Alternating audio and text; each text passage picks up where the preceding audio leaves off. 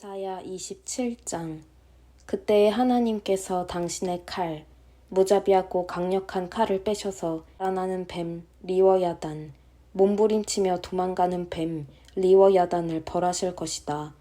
그분께서 바다에 사는 그 옛 용을 죽이실 것이다. 그때에 한 아름다운 포도원이 나타나리라.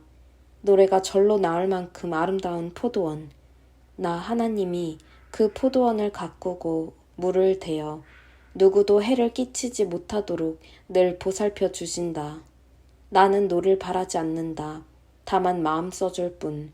엉겅퀴와 가시덤불이 돋아난다 해도 내가 그것들을 뽑아 불에 태울 것이다. 그 포도나무가 안전하고자 하거든 내게 꼭 붙어 있게 하여라. 나와 더불어 건강히 잘 살고자 하거든 나를 찾게 하여라. 온전한 삶을 살고자 하거든 내게 꼭 붙어 있게 하여라. 야곱이 뿌리를 내리게 될 날, 이스라엘이 꽃을 피우고 새 가지를 내며 그 열매로 온 세상을 가득 채울 날이 오고 있다.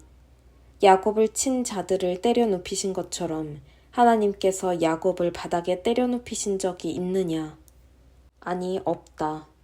야곱을 죽인 자들이 죽임당한 것처럼 야곱이 죽임을 당한 적이 있느냐? 아니, 없다. 그분은 이스라엘에게 가혹하셨다. 요랑은 혹독한 형벌이었다. 그분께서 맹렬한 돌풍으로 그들을 멀리 불어 날리셨다. 그러나 기쁜 소식이 있으니 이러한 일들을 통해 야곱의 죄가 사라졌다. 야곱의 죄가 제거되었다는 증거가 이렇게 나타날 것이다. 그분께서 이방 제단들을 허무실 것이다. 돌 하나도 돌 위에 남기지 않고 다 허물어 뜨리시고 그 돌을 으깨어 가루가 되게 하실 것이다. 음란한 종교 산당들도 모조리 없애실 것이다. 대단하던 위용, 이제 흔적도 없다. 이제 그곳에서는 아무도 살지 않는다. 사람이 살 수 있는 곳이 못 된다. 짐승들이나 이리저리 다니며 풀을 뜯고 누워 잘 뿐이다. 그곳은 땔감 얻기에는 나쁘지 않은 곳이다. 마른 잔가지와 죽은 가지들이 지천에 널렸다. 하나님에 대한 무지한 자들이 남기는 흔적이란 이런 것이다. 그렇다. 이스라엘을 만드신 하나님께서 그들과 절교하실 것이다. 그들을 지으신 분께서 그들에게 등을 돌리실 것이다. 그때 하나님께서 유프라테스 강에서부터 이집트 시내에 이르기까지 타작 일을 하시리라. 너희 이스라엘 백성은 알곡처럼 하날 하날 걷어질 것이다. 바로 그때에 거대한 나팔 소리가 울려 퍼질 것이다. 아시리아의 유랑민을 고향으로 부르는 소리, 이집트의 난민들을 고향으로 맞아들이는 소리다. 그들이 와서 거룩한 산 예루살렘에서 하나님을 경배할 것이다. 이사야 28장. 에브라임에 대한 경고. 화가 있으리라. 몰골 사납고 초라한 에브라임의 거만한 주정꾼들. 잘 나가던 과거를 엉성하게 흉내내면서 비틀거리는 술 빼나온 주정뱅이들. 잘 보아라. 하나님께서 누군가를 선발하셨다. 그들을 때려눕힐 거칠고 힘센 누군가를. 우박 폭풍과 허리케인처럼 순식간에 말려드는 홍수처럼 그가 한 손으로 그들을 들어 바닥에 메어칠 것이다. 이스라엘 머리 위에 파티 모자 같은 사마리아가 한 방에 나가 떨어질 것이다.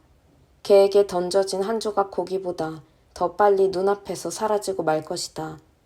그때 만군의 하나님께서 친히 자기 백성의 남은 자들에게 머리 위에 얹힌 아름다운 면류관이 되실 것이다.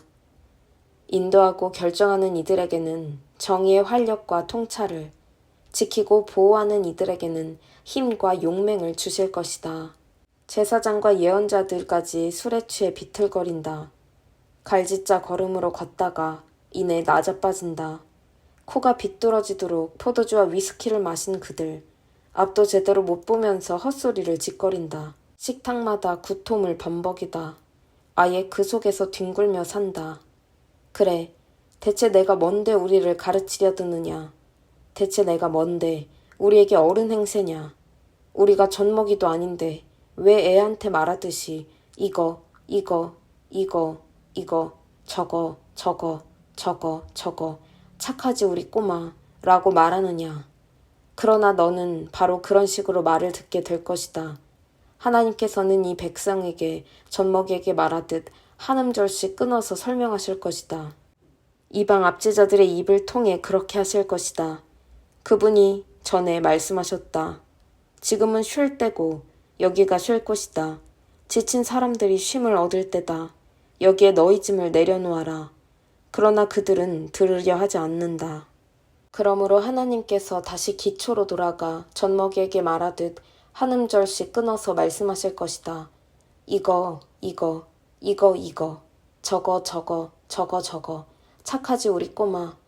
그러면 그들은 걸음마를 배우는 아이들처럼 일어나 걷다가 넘어지고 멍이 들어 당황하며 길을 잃고 말 것이다. 너희 조롱하는 자들아, 예루살렘에서 이 백성을 다스리는 자들아, 이제 하나님의 메시지에 귀 기울여라. 너희는 말한다. 우리는 좋은 생명보험을 들어두었다. 손해보는 일이 없도록 만반의 준비를 해두었다. 어떤 불상사가 일어나더라도 우리는 괜찮다. 다 대비해 두었다. 전문가의 조언대로 다 해두었다. 우리는 안전하다. 그러나 주 하나님께서 말씀하신다. 잘 보아라. 나는 시온의 초석을 하나 놓을 것이다. 네모 반듯하고 확고부동한 초석이다. 그 돌이 뜻하는 바는 이렇다. 믿고 의지하는 자 흔들리지 않는다. 나는 정의를 줄자 삼고 의를 다림줄 삼아 건축할 것이다. 거짓말로 지어진 판잣집은 우박 폭풍에 무너지고 남은 조각은 폭우에 다 쓸려갈 것이다. 그러면 너희는 애지중지하던 생명보험 증권이 한낱 종이 조각에 불과하다는 것을 알게 되리라. 죽음을 막아보겠다고 세운 그 모든 면밀한 대책들을 그저 착각과 거짓의 꾸러미일 뿐이었다. 재난이 닥쳐오면 너희는 아스러진다. 아침에도 재난, 밤에도 재난. 재난이란 재난이 다 너희를 덮친다. 재난에 대한 소문을 듣기만 해도 너희는 공포에 질려 몸이 움츠러든다. 한숨 돌릴 수 있는 곳, 몸을 숨길 수 있는 곳은 어디에도 없을 것이다. 경노하신 하나님께서 벌떡 일어서리라. 오래전 브라심 산에서와 같이 또 기브온 골짜기에서 블레셋 사람을 치셨던 때처럼 이번에는 너희가 표적이다. 믿기 어렵겠지만 사실이다. 너희에게 예상치 못한 일이 닥쳐온다. 그러니 정신 차려라. 비웃지 마라. 비웃다가는 더 심한 일을 겪는다. 나는 파괴 명령이 내려지는 소리를 들었다. 만군의 하나님께서 내리시는 명령, 전 세계적 재난을 명하시는 소리를 들었다. 이제 내 말에 귀 기울여라. 최대한 주목해 들어라. 쟁기질하는 농부가 쟁기질만 계속하더냐, 혹은 썰애질만 계속하더냐. 땅을 고르고 나면 파종하지 않더냐. 소외양씨, 대외양씨를 뿌리지 않더냐. 밭에 밀과 보리를 심고 가장자리에는 귀리를 심지 않더냐. 그들은 무슨 일을 언제 해야 할지를 정확히 안다. 그들의 하나님께서 그들에게 가르쳐 주신 것이다. 그리고 추수할 때가 되면 섬세한 허브와 향신료들, 소회향과 대회향을 조심스레 다룬다.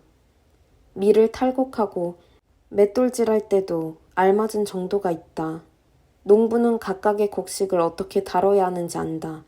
만군의 하나님께서 배웠기 때문이다. 일을 언제, 어떻게, 어디서 해야 하는지 너무도 잘 아시는 그분에게서 배웠기 때문이다. 이사야 29장 예루살렘의 운명. 너희에게 화가 있으리라. 아리에라, 아리에라. 다윗이 진을 쳤던 성읍아. 해가 지나고 또 지나고 축제 절기가 돌고 돌아도 나는 예루살렘을 봐주지 않을 것이다.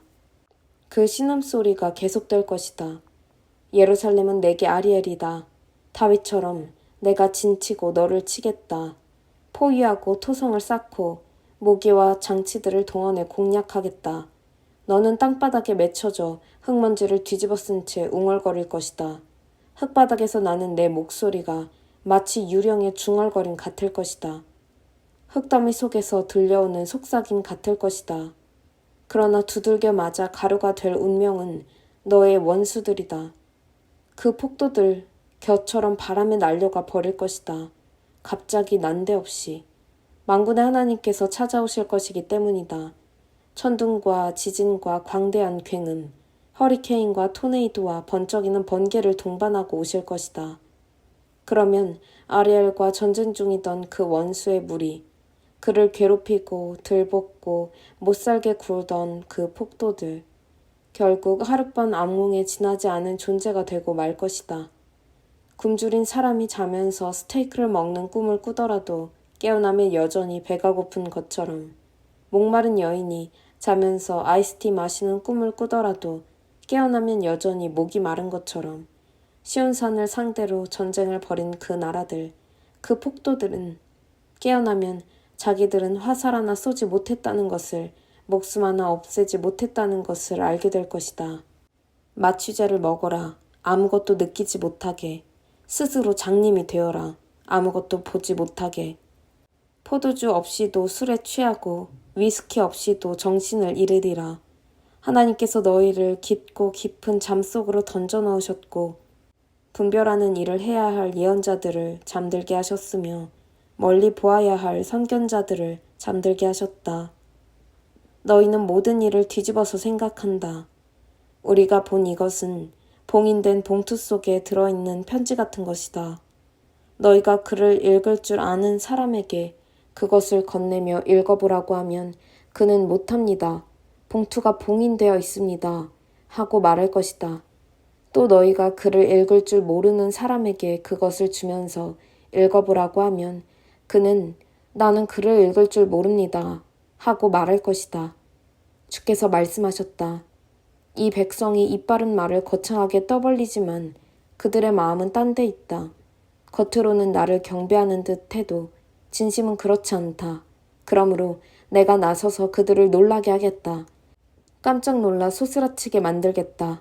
만사를 통달했다고 여긴 현자들이 알고 보니 바보였다는 사실이 폭로될 것이다. 모르는 것이 없다고 여긴 똑똑한 자들이 실은 아무것도 모른다는 사실이 드러날 것이다. 너희에게 화가 있으리라.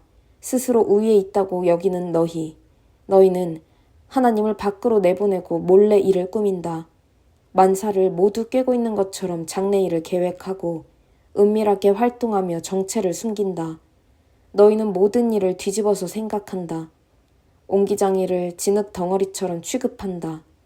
책이 저자를 두고 그는 한 글자도 적지 않았다고 말할 수 있느냐. 음식이 요리한 여인을 두고 그 여자는 아무것도 하지 않았다고 말할 수 있느냐. 그때가 되면 너희가 모르는 사이에 전혀 너희 힘을 빌리지 않고 황무지였던 레바논이 울창한 동산으로 변모되며 갈멜산에 다시 숲이 우거질 것이다. 그때가 되면 기먹은 자들이 한 글자도 놓치지 않고 기록된 모든 말씀을 들을 수 있게 되리라. 평생을 암흑 속에서 보냈던 눈먼 자들이 눈을 떠서 보게 되리라. 사회에서 버림받은 자들이 하나님 안에서 웃고 춤추며 밑바닥 인생이던 자들이 이스라엘의 거룩하신 분을 소리쳐 찬양하리라. 이제 거리에서 깡패들이 사라졌기 때문이다. 냉소와 조롱을 일삼던 자들도 멸종되리라. 기회만 있으면 사람을 해코지하고 우롱하던 자들, 이름조차 기억되지 않으리라. 법정을 더럽힌 자들, 가난한 사람에게 사기친 자들, 죄 없는 이들에게 죄를 뒤집어 씌운 자들 모두 사라지리라. 이것은 야곱 가문을 향한 하나님의 메시지다. 아브라함을 속량하신 바로 그 하나님께서 말씀하신다. 야곱이 수치 가운데 고개를 숙이고 기다림에 지쳐 수척해지고 창백해지는 일은 더 이상 없을 것이다. 이제 그가 자손을 보게 될 것이기 때문이다. 내가 그에게 많은 자녀들을 선물로 줄 것이다. 그리고 그 자손들은 거룩한 삶을 살면서 나를 높일 것이다. 거룩한 예배로 야곱의 거룩한 분을 높이고 이스라엘의 하나님을 경외하며 섬길 것이다. 방황하던 자들이 다시 제정신을 차리고 불평하고 투덜대던 자들이 감사를 배우게 될 것이다.